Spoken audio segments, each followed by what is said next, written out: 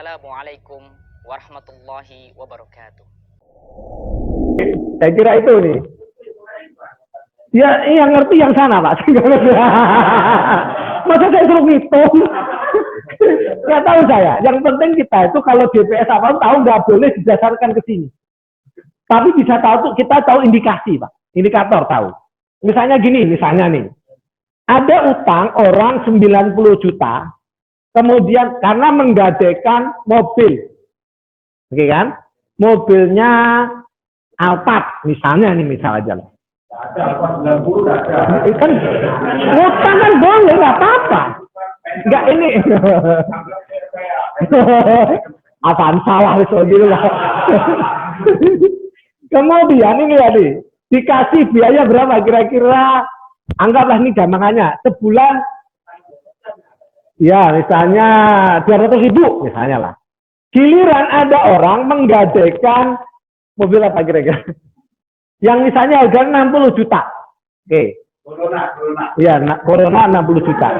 Sekarang pertanyaannya, biaya per bulannya berapa? Nah, kalau sama ini indikatornya aneh. Ini dikenakan karena utangnya atau karena mobilnya. Kita bisa ngelihat itu. Kalau sama semua aneh. Ini berarti karena utang nih. Gitu loh. Bisa jadi begitu. Kalau praktek misalnya di lapangan kok tidak begitu ya kita benerin. Menurutnya gitu, Pak. Kalau akuntannya berbeda, tapi rekodnya sama. Itu gimana? Yang penting pokoknya kan sekarang gini, Pak. Harga sewa atau pemeliharaan itu kan nggak bisa ditentukan. Iya kan? Itu berdasarkan kesepakatan kan. Ketika menyimpan BPKB Alphard sama BPKB motor, sama nggak? Ini kayak gitu tuh. Itu maksud saya. Pokoknya kita harus pengawas setahun. Ini apa nih gitu. Gitu. Gitulah. Iya, dari belum ini tadi. Silakan, Bu. Baik. Dalam kondisi aman dan damai loh. Iya, betul. Nah, itu aturan politikanya gimana? Ya boleh, nggak apa-apa.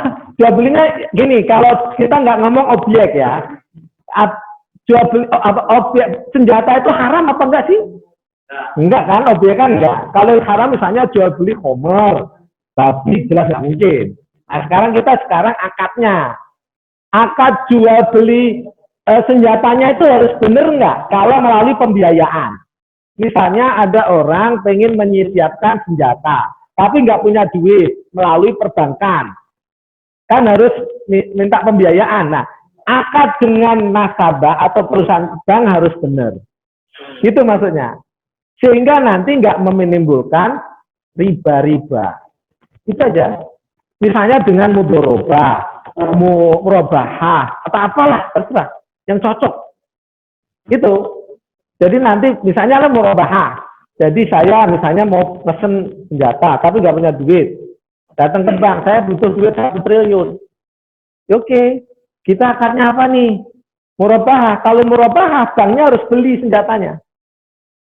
Nah, beli senjatanya itu kan nggak harus jadi pakai salam. Tapi kalau udah jadi dengan kita murabahah. Gitu, urutannya begitu. Nah, syariah itu didirikan di situ. Kenapa sih kita sering nih, saya mungkin kayak pengantar sedikit. Kenapa sih kok penting banget akad itu, kenapa kira-kira? Iya, kan gini, kita boleh menggunakan barang itu harus jelas. Saya minum ini karena jelas punya saya, atau kita berhak minum ini.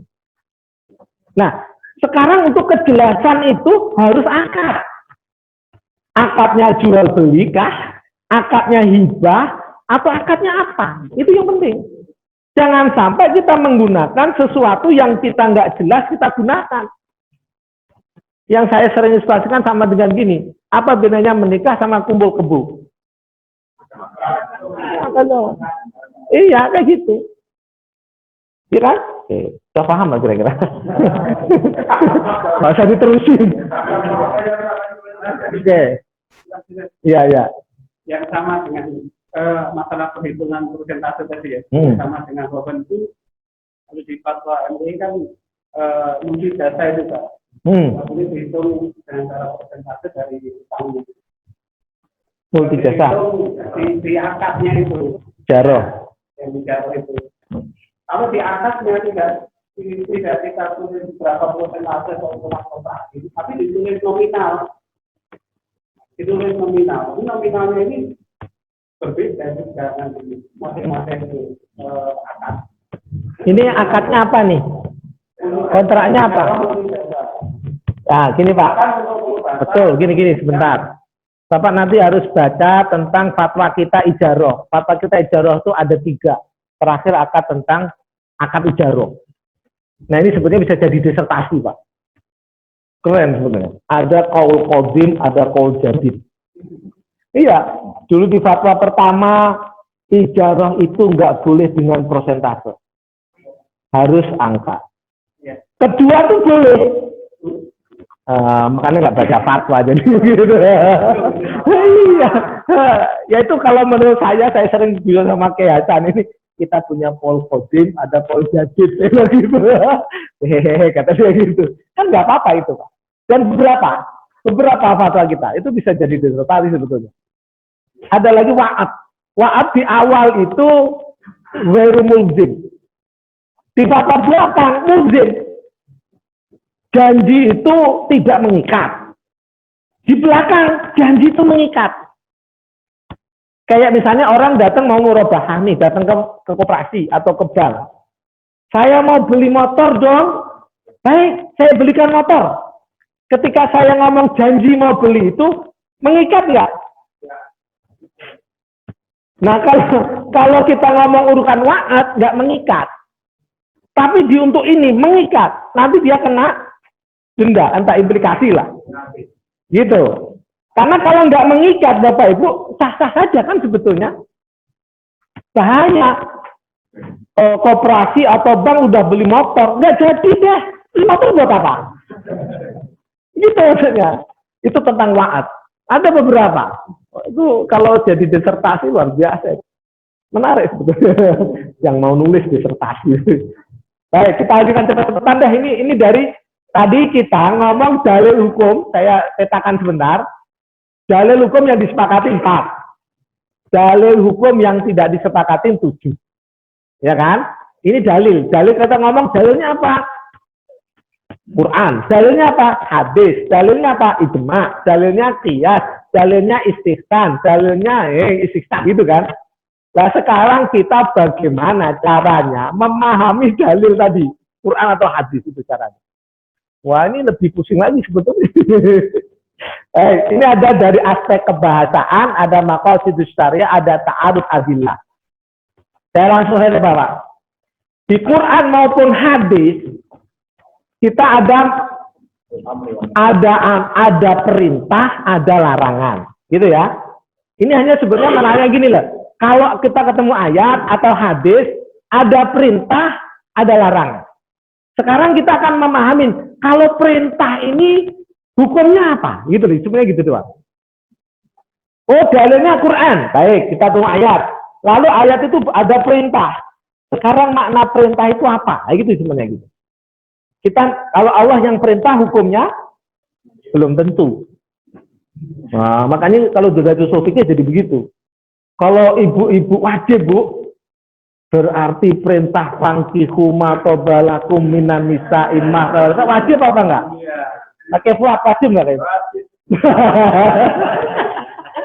Jadi gimana nih ibu-ibu wajib enggak Bu? Jadi tadi ngomong ibu kalau perintah Allah belum tentu Bu. Nanti kalau ngomong wajib fangkihu itu wajib Bu. Jadi bapak suami ibu harus nikah.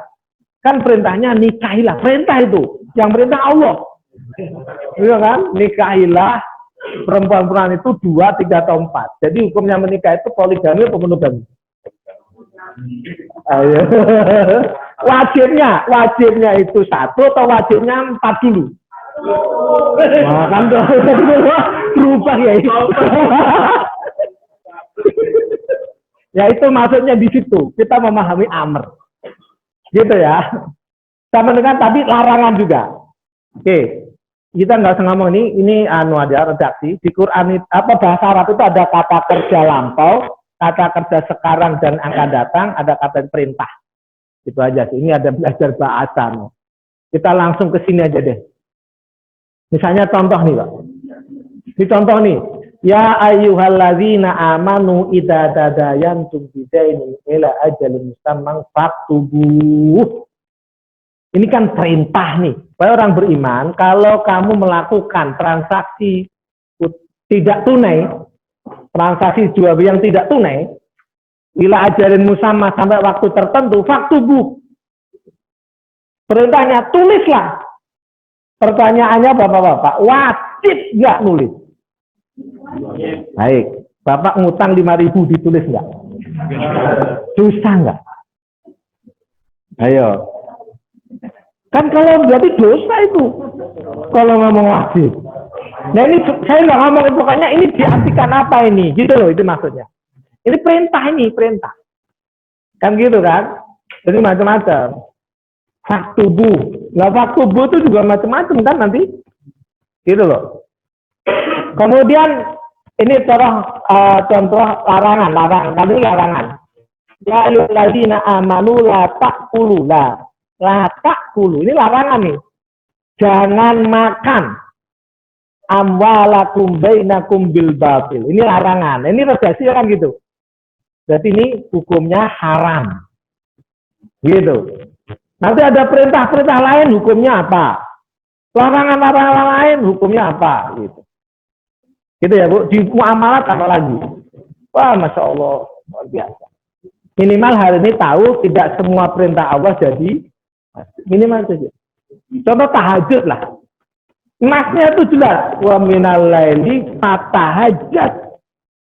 Itu umum lah. Kalau yang ada banyak begitu. Tapi hukumnya tahajud apa Bu? Cuma. Iya gitu. Al-amr al-khos. Ini cepetan aja nih. Kalau perlu diperdalamin Bu, amr saja itu bisa satu pertemuan. Bentuk perintah kayak apa saja. Bentuknya saja tuh macam-macam. Ada fi'il amr, ada fi'il mudhari' ditambah lamul amr. Ada kalimat berita tapi ngandung perintah. Ada kalimatnya itu benda tapi perintah. Kalimat benda tapi perintah. Wah, pokoknya kalau tambah pusing lah Bu. Kemudian am dan khos.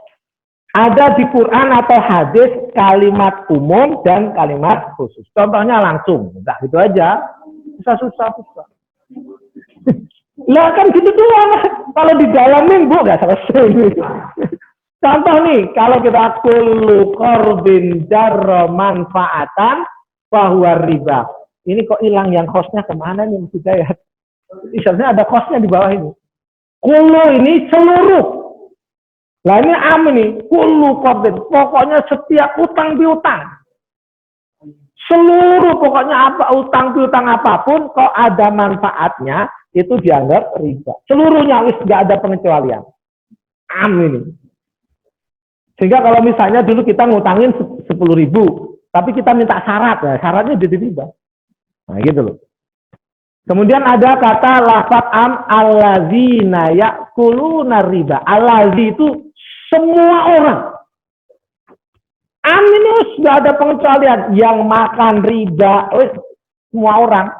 Yang makan riba, nggak ada pengecualian apapun. Semua orang yang makan riba. Ini namanya am. Ini khosnya kemana ya Mas Hidayat? Kita tinggal kayaknya hilang. Harusnya ada ini. Kalau khos itu misalnya Bapak-bapak ada ayat-ayat ya ayuhal misalnya. Ini lafadznya dulu ya, kalau maknanya bisa berdebat. Ya ayuhan nabiyyu. Nah, itu lafadznya khos, tapi maknanya am. Jadi lafaz-lafadznya gitu. Banyak di Quran bisa am, bisa khos gitu. Ya ayyuhalladzina amanu. Nah, berarti orang-orang beriman. Kayak gitu ya. Oke. Ada mutlak, ada muqayyad. Kalimat mutlak muqayyad contohnya apa? Nah, itu langsung aja. Mutlak muqayyad gini loh Bu, kita harus ngomong. Hukum itu nggak boleh ada pokoknya harus dijalankan apa adanya. Ayo mutlak namanya. Kalau muqayyad, hukum itu berlaku karena ada iya. Gitu aja. Contohnya apa? Gitu, langsung contoh. Misalnya gini, ini mutlak nih. Seseorang mengatakan, ini contoh bahasa ya. Saya di Qur'annya kalau belum bisa kan. Waqaftu ala auladi. Saya mewakafkan kepada auladi. Mutlak seluruh anaknya ini. Dapat wakaf. Ya kan? Tapi kalau Nabi ditambah yang laki-laki, nah jadi mutlak. Muqayyad. Gitu loh. Saya wakafkan anak-anakku. Jadi semuanya dapat tuh. Yang laki-laki, nah jadi muqayyad. Gitu ya. Contoh ayat muqayyad nih, wastashidu syahidaini min rijalikum. Tuh. 2 orang laki-laki, 2 orang syahid ditambah muqayyad jadinya laki-laki. Nah, seharusnya kan gitu, persaksikan 2 orang saksi ditambah oleh dalam ayat sifatnya laki-laki. Jadi saksinya harus laki-laki. Itu namanya muqayyad. Nah, gitu ya. Jadi saksinya harus. Tapi kalau nanti bisa ada istilah, kalau nggak bisa 1 laki-laki, 2 perempuan. Nah, gitu. Saksinya begitu. Ada mantuk, ada mafhum. Mantuk itu yang tersurat, kalau mafhum yang tersirat. Contohnya apa? Selesai insya Allah ini. Ini langsung aja lah. Ragamnya banyak. Ya, contoh Pak. Wa ahallallahul bai'a wa harramar riba. Ini mantuk Pak. Ini yang berbunyi. Allah menghalalkan jual beli dan mengharamkan riba. Ayat ini Pak, sebetulnya ini kalau kita runtutan depannya, itu tidak mengandung hukum. Ini cuma bercerita. Orang-orang Yahudi dulu mengatakan riba sama jual beli itu sama. Gitu. Allah ngasih penjelasan. Wa ahallallahu bai'a wa harrama riba, enggak sama. Kalau jual beli halal, kalau riba itu haram. Sebetulnya itu mantapnya begitu. Gitu loh. Tapi mafhumnya ini ayat ini sebetulnya haram riba, itu mafhumnya. Gitu lah. Ini contoh yang belakang nih. Yang enak. Idza nudiya lis-sholati min yaumil jumu'ati fas'au ila dzikrillahi wa dzarul. Mafhumnya kalau azan belum kumandang, boleh jual beli enggak? Boleh. Mafhumnya, pokoknya belum azan Allahu Akbar, kita masih beli di bandara itu. Beli apa? Pakai mesin dulu. Pakai mesin kan itu, mesin minum itu loh. Minuman kan? Belum azan, beli, boleh nggak? Ya boleh. Habis azan? Boleh. Nah ini namanya mafhum ini Pak. Bukan, kan tidak idamu bihalis sholah. Kan gitu kan? Kalau terdengar azan, dia itu kan ini azan sholat kan? Kalau sebelum azan boleh. Setelah azan? Apakah boleh jaga? Bukan. Ini mafhumnya kalau sudah selesai sholat. Gitu maksudnya. Kan yang dilarang pas azan aja. Ya parah kalau begini. Bahaya ini. Bahaya ini. Itu sama dengan Ustadz kemarin itu. Tidak ada dalil di Quran. Apa? Sabu-sabuan ada. Nah, parah itu. Ya itu begini nih. Bahaya nih. Itu ya. Baik. Di Quran ada ayat atau kalimat yang wabih, ada ghairu wabih. Langsung saja contohnya. Nah, gitu aja. Karena nggak nuntut, Pak. Wa auful kaila idza qiltum. Ini jelas. Kalau Anda menimbang ya penuhin timbangan. Mau dipahamin apa lagi, Pak? Wabih nggak? Jelas nggak? Jelas sudah. Ngomong apa lagi? Yang nggak jelas, Pak. Mayyuk mangzalladzi yuqridullah qardon hasanan. Ini terjemahannya gini, barang siapa yang mengutangin Allah Bapak-bapak ngutangin. Ayo, korot apa korot? Utangin, minjemin. Emang berani minjemin Allah? Ini baru wadih nih. Itu ngeri nih kalau kita nggak ngerti usul fikih begini dan. Sab'atu ahadakum biwarikikum hadis. Nah warik ini bapak-bapak ini nggak wadih. Warik itu kan gini, utuslah. Nah, mereka mengutus salah satu ini kan di Ashabul Kahfi. Mengutus salah seorang di antara untuk membawa warik. Nah, warik ini apa? Kalau tafsiran di kitab Ulumul Quran itu emas dan perak. Nah, begitu. Tapi apakah ini disepakati ini baru wabe? Kenapa enggak misalnya ya ini jumlah Quran zahab wal fiddah ini misalnya. Gitu loh. Tapi si Allah menggunakan redaksi warik. Nah, gitu itu baru wabe. Kalau wadu udah jelas lah. Ya, contoh banyak lah. Misalnya tadi syahidaini min rijalikum itu wabe Pak, nggak perlu disaksikanlah dua orang saksi laki-laki. Itu mau ngapain lagi sih? Lu nanya lagi yang bungsa gimana yang apa waria itu. Nah, rumah itu. Oke. Baik, ada lagi penggunaan hakiki dan majazi. Dari kata-kata itu bapak-bapak bisa hakikatnya atau majasnya, gitu ya. Misalnya contoh ini, hakiki. Rijalun la tulhihim tijaratun wala bay'un an zikrillah.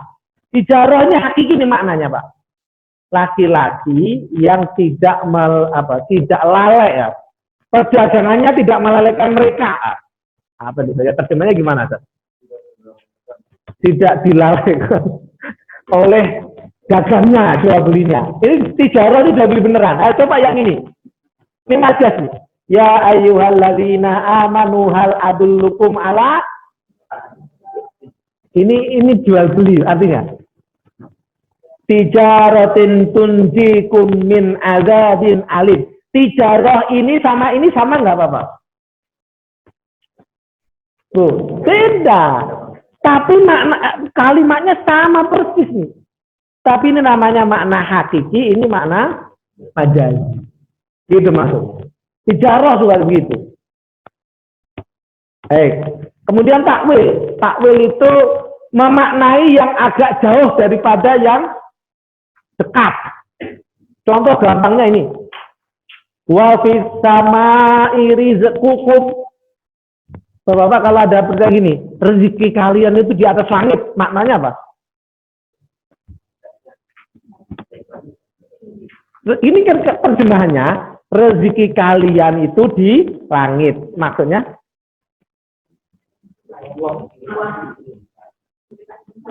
Kalau takwilnya enggak, kalau mau kaya, bisnisnya lewat langit. Karena ternyata duit di atas langit lebih banyak. Buktinya bener nggak? Sekarang ini bisnis lewat darat tuh udah bangkrut semua. Batu bara. Ya namanya takwil, bisa benar bisa salah sih.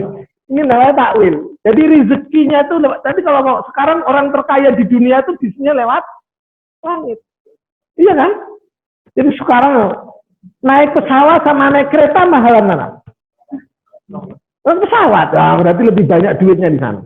Jadi rezeki kalian tuh di langit sebetulnya. Jenisnya apa gitu. Itu namanya takwil. Wes nanti Ustaz pahami yang bener. Ini di kon. Enggak tahu deh. Iya, apa nanti kalau kita bisnis ini nyewakan pesawat untuk ke bulan, nah gitu kalau bisa. Kan kaya itu. Baik. Kemudian Bapak-bapak untuk menetapkan ini cukup ya. Ini urutannya tadi kita tahu dalil hukum yang disepakatin.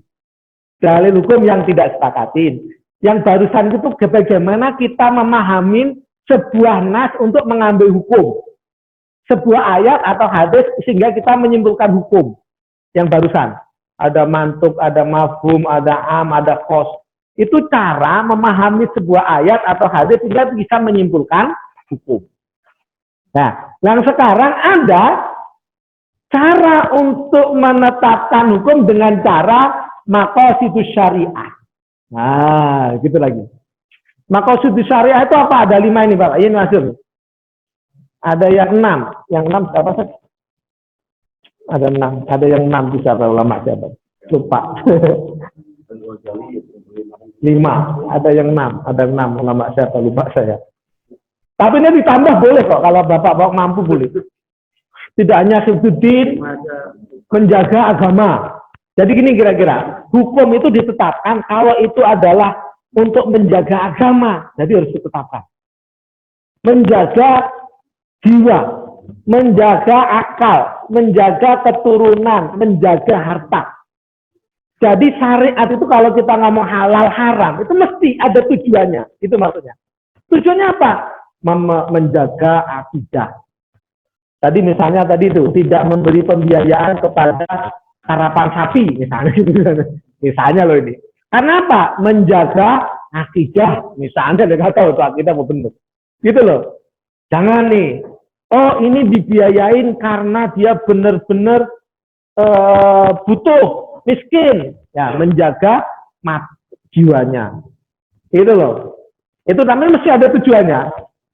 Oh dia ini harus dijaga benar karena untuk memelihara harta. Contohnya apa?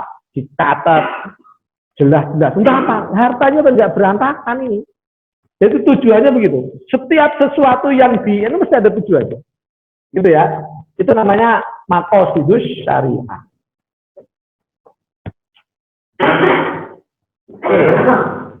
Terakhir. Nanti kita istirahat. Kita lanjutkan. Mudah-mudahan jam 5 kan. Makan ini top. Maksudnya gini, ta'aruf bi'adillah gini Bapak-Bapak. Untuk maqasidus syariah oke ya. Kita hafal aja. Hifdzuddin, hifdzun nafas, hifdzul akal, hifdzun nasal, hifdzul mal. Udah itu aja. Menjaga agama, menjaga jiwa, menjaga akal, menjaga keturunan, nasal, menjaga harta. Jadi semua itu bahwa syariat itu untuk itu tuh. Gitu ya, Pak. Bahkan nanti ada lagi yang nambahin apalah boleh. Nah, saya lupa ada ulama nambahin 6. Hifdzul irid kalau nggak salah. Kemudian hifdzul irid itu untuk menjaga masukkan yang itu aja gitu. Bahkan kemarin ada lagi saya baca bukunya siapa? Hifdzul bi'ah. Menjaga lingkungan. Masalah ruwet pokoknya. Tambah sendiri. Terakhir ini adalah kalau kita ketemu ayat atau hadis nampaknya itu bertentangan. Oh gitu. Nampaknya karena kita orang awam kan. Kelihatannya ayat ini dengan ini kok kayaknya bertentangan. Caranya gimana? Atau hadis ini dengan hadis ini. Begitu. Atau bahkan kemungkinan ayat dengan hadis. Gitu Pak, mungkin itu, mungkin ya. Bagaimana caranya? Ada 4 cara. Yang pertama al-jam'u wa taufiq. Digabung, difahamin sehingga tidak meninggalkan dalil satunya. Gitu Pak. Itu cara ini, difahamin lain deh, gitu. Yang tadi misalnya apa ya? Misalnya gini, ada hadis Rasulullah itu melarang mengambil atau mencari rezeki dari bekam. Jadi hadisnya jelas Rasulullah melarang orang mencari rezeki dari bekam, nyari duit. Tapi suatu ketika Rasulullah berbekam ngasih duit, ngasih upah. Nah, kan sepertinya kontradiksi nih. Rasulullah melarang, tapi Rasulullah ngasih. Nah ini dipahaminya gimana? Nah gitu. Nah sebelumnya dijam wa taufik dulu. Kira-kira pahamnya beda apa nih? Oh, kalau orangnya pasang tarif, nggak boleh. Tapi kalau yang bekam ngasih duit, diterima. Kalau kurang, ya itu yang salah. Termasuk ustadz. Ustadz itu jualan ayat ya itu. Kan ada nasnya Pak, nggak boleh. Tapi jelas tuh. Apa? Saya lupa redaksi hadisnya itu. Jadi jangan menjual ayat lah kira-kira gitu.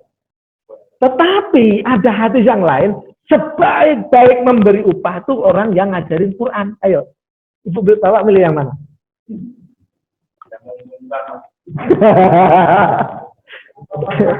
Artinya gini, yang jamaah mikirin yang benar, mikirin ngasih yang banyak gitu maksudnya. Allah itu aja. Kemudian tarjih itu bahwa kalau nggak mungkin digabung, maka mana yang lebih logik, mana yang lebih kuat, mana yang lebih kira-kira lebih apa ya, yang lebih kuat, itu namanya ditarjih. Ini sama ini wah lebih kuat ini ya, itu ditarjih. Kalau nggak bisa dinasakh, hadis yang dulu dinasakh dengan yang sekarang, nah gitu kira-kira. Dulu dilarang, sekarang diperintah, nah, itu namanya dinasakh. Oke, kemudian yang keempat, udah kalau nggak tahu tawakuf udah wow a'lam, nah gitu aja enak. Pada saat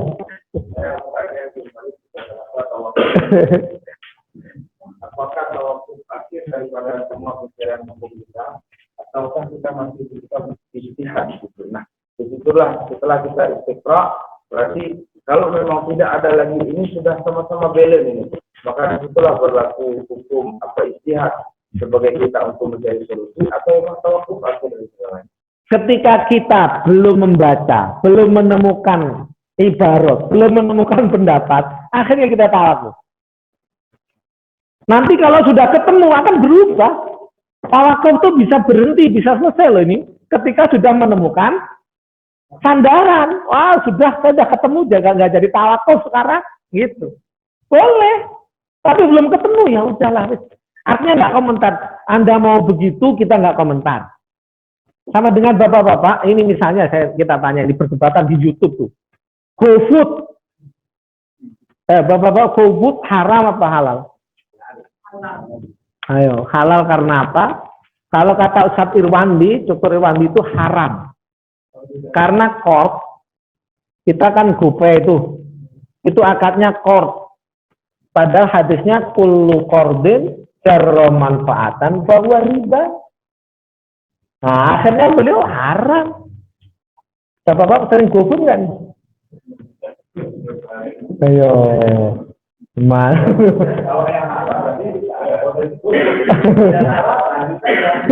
Pertanyaannya adalah, kalau kita ngomong halal, kan dia sudah jelas menggambarkan haramnya tuh karena ini. Kita ngomong halal karena apa? Ya kalau nggak pesen GoFood mati gitu. Maslahat.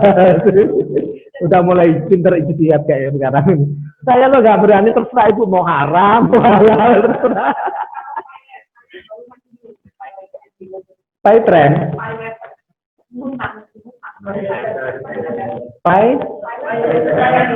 Pay letter. Gimana gambarnya Bu?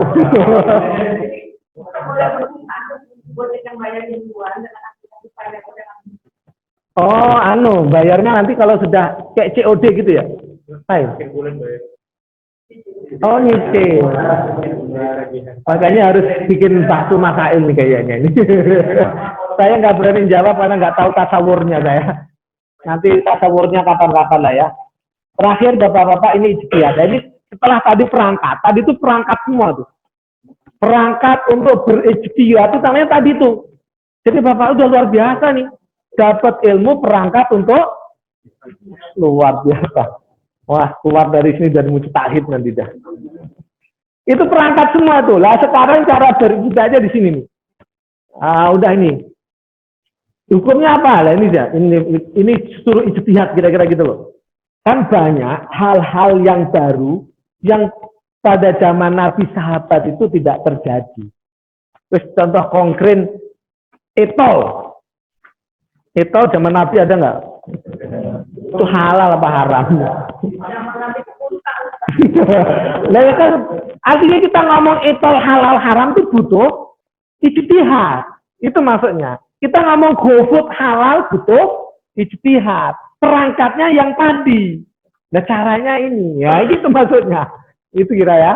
Ini contoh, idza hakamal hakimu fajtahada tsumma asaba falu ajron.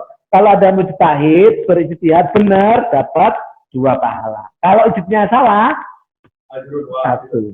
Tapi ingat, ini orang yang munsif. Munsif itu adil, nggak ada pengaruh apapun. Bukan karena tekanan, bukan karena sogokan, bukan karena nafsu, bukan. Karena butuh, masyarakat tuh kalau nggak dijawab lebih tersesat. Itu maksudnya. Kan harus udah biarin aja. Oh, dia terkena kitab. Nggak boleh membiarkan. Itu maksudnya. Baik. Sehingga Bapak-bapak, ini aja langsung ke sini. Saya mau langsung ke sini. Dah, tingkatannya ini. Saya mau nanya, kira-kira kita itu di mana nanti? Yang tingkatan pertama itu orang yang ijtihad namanya mujtahid. Tingkatan kedua namanya muttabi. Tingkatan ketiga namanya muqallid atau taklid. Kira-kira kita di mana? Mau ikut yang mana dah? Mujtahid? Silahkan. Bedanya apa sih kalau muttabi itu Pak? Mengikuti pendapat mujtahid dengan mengetahui argumen. Lalu kalau itu, saya ikut begini karena saya tahu dalilnya ini, gitu. Tuh itu muttabi namanya. Kalau muqallid, pokoknya saya ikut dia, pokoknya. Gitu. Jadi Bapak-bapak ikut yang mana nih? Lumayan, bakaran gitu. Kayaknya ngarang diri nggak ada di bawah itu. Gitu maksudnya. Kan nggak ada tuh. Jadi kalau dia merasa mujtahid, perangkat tadi harus cukup. Itu maksudnya. Berarti dia bisa mengeluarkan hukum sendiri dari Al-Quran, apun hadis. Dia mampu ngeluarin sendiri tuh. Kira-kira mampu nggak kita? Terserah ibu bapak mengukur sendirilah.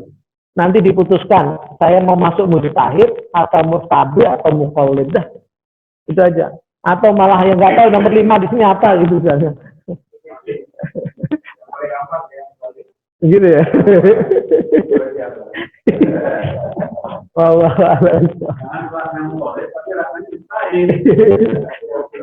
Iya. Nah, ini larangannya ini. Ini larangan. Ini lapangan ijtihad di sini, Pak. Kenapa kok masih butuh ijtihad? Ayat atau hadis itu banyak masih yang zon, Pak. Zon itu maksudnya apa? Zon itu perasaan, makna hakikinya itu masih nggak bisa dipastikan. Maka wajar satu ayat bisa dimengerti oleh banyak pendapat. Itu maksudnya. Sehingga tadi misalnya gini, di DSN berfatwa demikian, di Malaysia berfatwa itu wajar. Gitu. Nanti di Timur Tengah juga demikian. Akan berbeda. Orang kalau komentar, kenapa sih nggak bisa disatukannya? Nggak bisa. Cara memahaminya begini. Gitu loh. Oke ya. Kira-kira paham Bapak-bapak? Alhamdulillah.